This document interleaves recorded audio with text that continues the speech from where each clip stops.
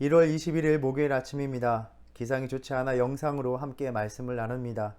각자의 처소에서 우리를 돌보시는 또 우리를 인도하시는 하나님의 은혜로 살아가는 오늘 하루가 되기를 소망합니다. 기도하겠습니다. 하나님, 이 시간 주님 앞에 나와 주님의 말씀 앞에서 하루를 시작합니다.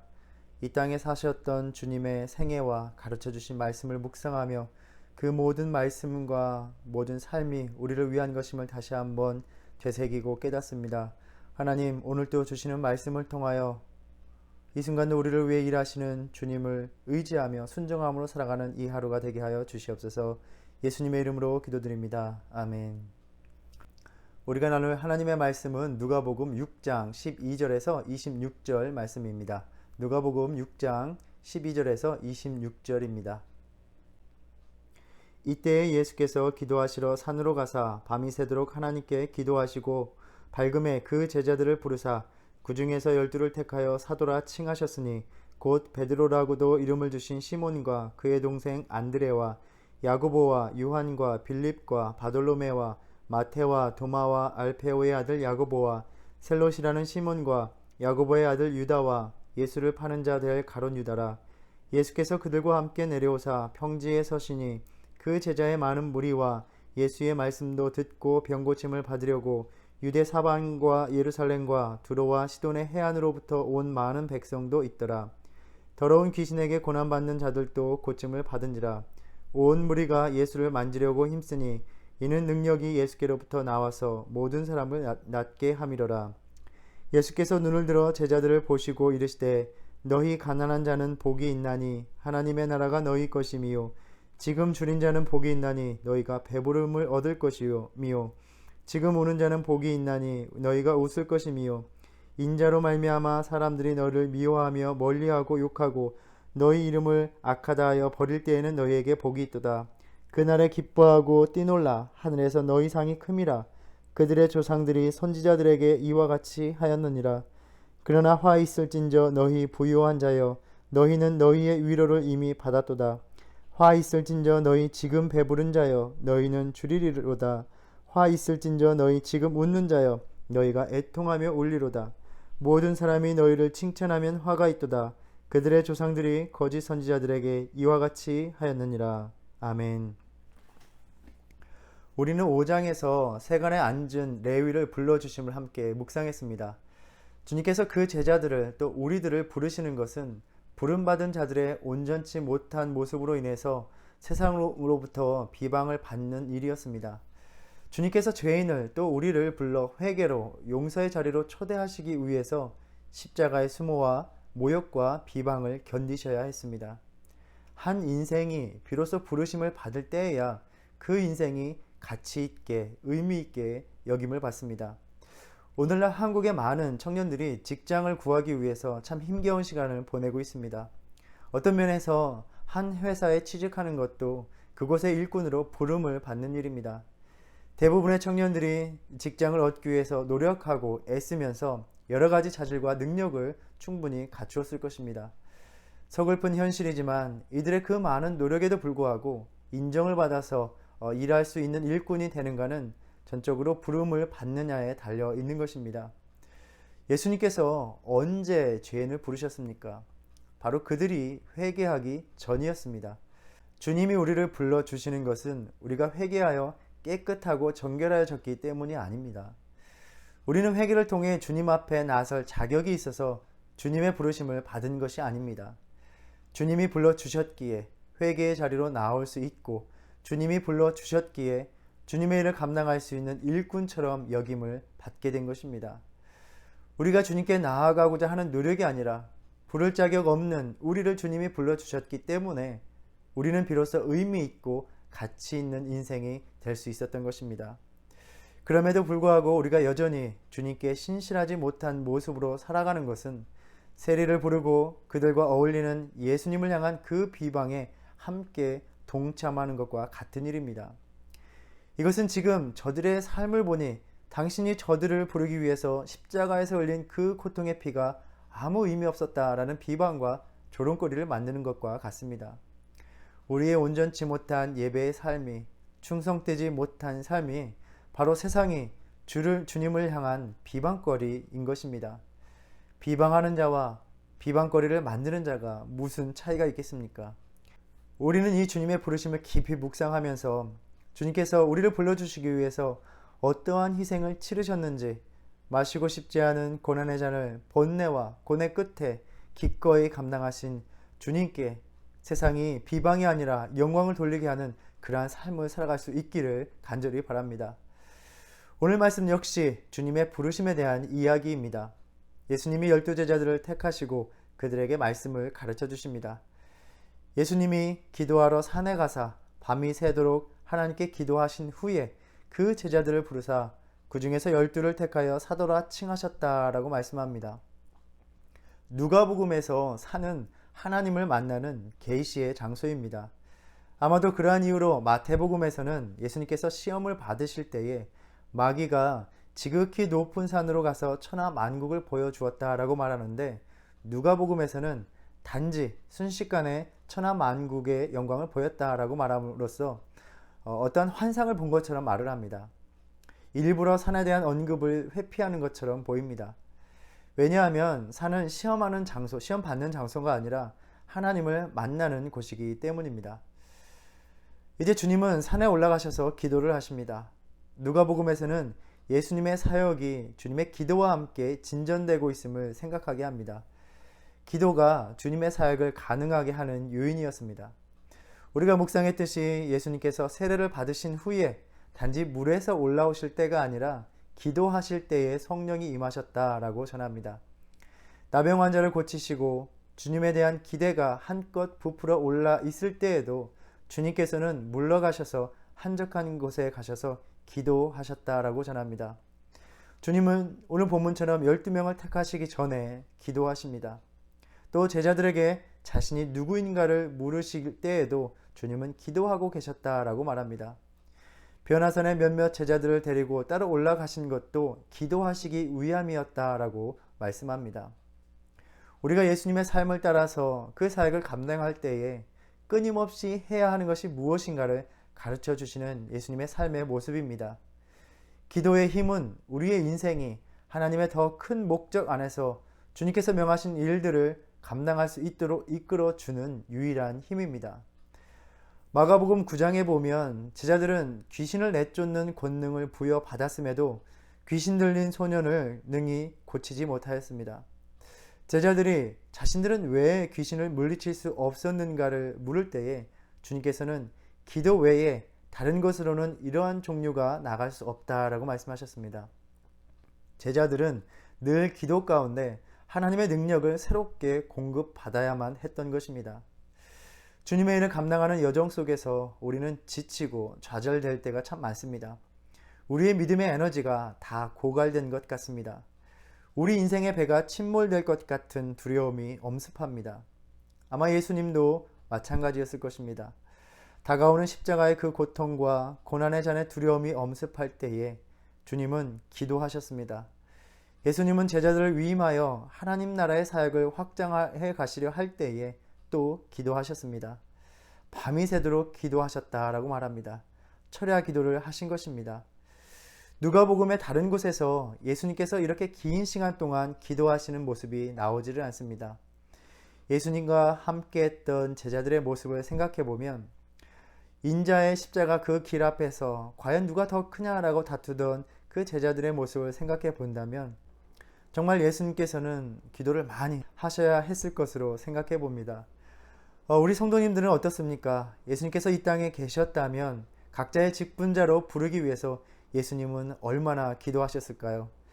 저는 개인적으로 생각하기를, 묵상해 보기를, 제가 목사 안수를 받기 위해서 예수님께서 이 땅에 계셨더라면 아마도 철야 기도뿐만이 아니라 40일 금식 기도를 다시 하지 않으셨을까라고 생각해 봅니다.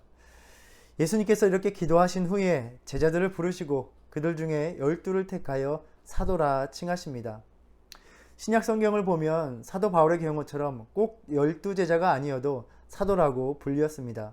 아마도 누가복음의 저자였던 누가는 다른 제자들과 이 12제자를 구별하기 위해서 또 예수님이 부활 이전의 사역 속에서 예수님의 사역을 위임받은 자들을 가리키는 말로써 사도라는 용어를 특별히 택하여 이 12제자들에게 국한하여 사용한 것으로 보입니다. 누가복음과 사도행전에 걸쳐서 초기 교회의 역사를 전해주는 이 누가의 기록에서 사도들은 예수님의 사역과 초기 교회의 삶을 연결시키는 아주 중요한 역할을 하고 있습니다. 사도들은 예수님의 말씀과 그 사역의 의미를 교회의 삶 속에서 온전히 전수하는 사명을 감당했던 자들입니다. 우리가 직분자 교육을 통해서 교회의 본질이 무엇인가를 함께 배울 때에 교회가 지녀야 할 특성 또 속성 중에 사도성이 있었습니다. 교회가 사도적이라는 말은 예수님의 가르침이 사도들에게 전해지고 초대교회로부터 전해진 이 사도들의 신앙적 가르침을 간직해야 올바른 교회 모습을 가질 수 있다라는 말입니다. 예수님과 사도들로부터 전해져 온 그 신앙적 유산을 지켜나가지 못하면 결국 전혀 다른 사이비 이단이 되어 버리고 마는 것입니다. 사도적 교회는 그렇게 사도들이 전해준 하나님의 말씀과 예수님이 제정하신 그 성례전을 보존하면서 사도들이 맡았던 그 복음의 사명을 계속해서 이어나가는 교회입니다. 예수님께서 제자들과 산에서 평지로 내려오시니 제자의 많은 무리와 또 예수님의 말씀과 치유하심을 기대하는 많은 백성이 모여들었습니다. 예수님에게 모여든 이 청중이 세 부류가 되는 것을 볼 수 있습니다. 12사도와 많은 무리의 제자와 그리고 수없이 모여든 백성들입니다. 이것이 누가복음이 그려내는 교회의 모습이라고 생각됩니다. 복음이 예수님으로부터 또 그 제자들에게서 점점 온 백성에게로 확장되어 가는 것입니다. 주님을 구주로 고백하는 공동체가 주님의 말씀을 전해받으며 나누며 서로 연결되어 가는 모습입니다. 나아온 이들은 고침을 받았습니다. 귀신에게 고통을 받는 이들도 고침을 받았다라고 전하고 있습니다. 예수님께서 하나님의 생명의 능력을 나타내고 계십니다. 19절에 능력이 예수로부터 나와 모든 사람을 낫게 함이러라 라고 말씀합니다. 주님의 그 강력한 능력이 그에게 모여든 모든 이에게 미치고 전달되었습니다. 소망하기는 우리 교회의 모든 지체가 예수님 앞에 나온 이 제자들과 백성들과 같이 그분의 능력이 미치는 그 주님의 임재 가운데 믿음으로 나아오고 모두를 치유하시는 완전한 이 생명의 능력을 경험하는 공동체가 되기를 바랍니다. 예수님께서 이제 제자들을 가르쳐 주십니다. 제자들을 향한 주님의 가르침을 모여든 백성 또한 모두 함께 듣고 있습니다. 가르침의 내용은 우리가 마태복음의 산상설교에서 드는 말씀과 유사합니다. 언급한 것처럼 마태복음에서는 주님께서 산에서 가르침을 주셨기에 우리가 산상설교라 부르고 오늘 본문의 가르침은 평지에서 전해 주셨기에 평지설교라고 부릅니다. 산상설교와 평지설교의 차이점은 선포된 축복의 수도 다르지만 누가는 축복의 선언에 이어서 저주의 선언을 첨가하고 있습니다. 또 산상설교는 12제자를 택하시기 전에 소개되는 반면에 이 평지설교는 제자들을 택하신 이후에 제자들에게 베푸시는 가르침 설교였습니다. 그러니까 평지설교는 이미 주님을 따르기로 결심하고 시작한 제자들에게 예수님의 제자가 된 사람들이 어떠한 삶을 살아가야 하는지 그 가르침을 주시기 위해서 전해주시는 말씀입니다. 핵심은 모두가 예수를 향해서 주여 주여 한다고 해서 제자로 또 하나님의 자녀가 된다는 것이 아니라는 것입니다. 오늘 본문에서는 가난한 자들에 대한 4개의 축복 선언과 부자들에 대한 4개의 저주 선언입니다. 마태복음에서는 심령이 가난한 자, 또 의에 줄이고 목마른 자라고 언급하면서 상대적으로 영적인 차원에서 말하고 있고 또 그 대상이 3인칭으로 언급되고 있는 반면에 누가복음은 이러한 첨가가 없이 물질적으로 실제적으로 가난한 이들까지 포함하면서 너희는 이라고 직설적인 표현으로 선포되고 있습니다. 가난한 자, 줄인 자, 우는 자, 박해를 받는 자는 어떤 면에서 이렇게 따로 분리되는 것이 아니라 예수님을 따름으로 해서 겪는 그 현실을 살아가는 자들을 가리키는 말로 볼 수 있습니다. 따라서 가난함 자체가 옳다거나 굶주리고 우는 것이 결코 그리스도인이 추구해야 할 이상적인 모습이라고 이야기하는 것이 아닙니다. 구약 성경에 보면 가난한 자들, 소외당하는 이들에 대한 하나님의 특별한 배려와 관심을 볼 수 있습니다. 이들은 아무도 도와주는 이가 없는 그 사회 속에서 오직 하나님의 은혜와 능력에 소망을 두고 살아가야 했던 사람들이었습니다. 성경에서 가난한 이는 경건한 일을 상징하는 경우가 많습니다. 이러한 사상은 특별히 이스라엘이 포로기를 겪으면서 더욱더 발전하였습니다. 나라 전체가 처참히 멸망한 후에 겪는 그 비참한 포로 생활은 하나님의 백성 전체가 환난을 당하는 처지로 바꾸어 버렸습니다. 자신들의 죄로 인해서 심판을 받고 이방인의 억압 속에서 살아갑니다. 민족적 재난이라는 그 상황을 겪으며 이제는 사회에서 무시당하고 억압받던 가난한 자들과 또 환난을 당하는 자들의 호소를 들어주시겠다는 그 하나님의 약속은 이제 그와 같은 처지가 되어버린 이스라엘 백성, 모든 백성이 기대하는 말씀이 된 것입니다. 그래서 자신을 가난한 자로 자처한다는 것은 하나님의 그러한 종말론적인 약속이 주어지고 또 기대할 수 있는 자들이라는 자의식을 표현하게 된 것입니다. 그렇기에 성경에서 가난한 자에 대한 언급은 이러한 이스라엘의 역사적 경험 속에서 하나님만을 기대하고 소망하는 자의 경건과 결부되었고 하나님의 특별한 관심과 돌보심을 소망할 수 있다는 사고가 여기에 담겨 있습니다. 또 부유한 자에 대한 저주의 선언은 결코 그 재물을 소유하는 것이 잘못되었다는 것을 말씀하시는 것이 아닙니다. 그 재물을 소유한 자의 삶이 무엇을 지향하느냐에 따른 것입니다. 재물을 소유한 이들이 하나님보다 이 세상의 것을 사랑하는 가치관으로 살아가는 것, 재물에 집착하고 재물이 가져다주는 풍족함에 만족하여 하나님을 경외하기를 멀리하는 자들의 삶에 화가 미칠 것이라는 말씀입니다. 이들은 이미 재물이 주는 위로를 받았고 자신들의 선택에 따라서 세상적인 것에 안주한 그 삶이 이제는 궁핍해지고 비참해질 것이라는 그 저주, 화를 선포하는 말씀입니다. 언급한 것처럼 가난이나 우는 것, 줄인 것, 박해를 받는 것은 바로 예수님을 따름으로 인해 겪는 어려운 현실의 상징입니다. 우리가 여기에서 분명히 보아야 할 점이 있습니다. 이 말씀은 어떻게 하면 복을 받을 수 있는가를 권고하시는 말씀이 아니라는 것입니다. 21절에서 지금 줄인 자라고 말하고 25절에서 지금 배부른 자여 라고 말씀하고 있습니다. 그 제자들의 바로 지금의 상태에 따른 복과 화해의 선언입니다. 앞으로의 경건한 자의 삶, 예수님 때문에 겪는 그 고난의 현실을 살아가면 복을 받을 것이고 세상적인 부를 의지하며 만족하는 삶을 살아가면 화가 미칠 것이라 라는 그러한 말씀이 아닙니다. 앞으로에 대한 삶이 아닌 것입니다. 바로 지금 너희의 믿음의 상태에 따라 내게 복과 저주를 선포한다 라는 말씀입니다. 믿음은 언제나 현재에 관한 일입니다. 지금 나의 믿음의 상태, 그래서 내가 살아가는 삶의 현실을 주님께서 보고 계십니다. 그렇다면 바로 지금 나의 신앙의 모습은 주님으로부터 복의 선언을 받을 만합니까?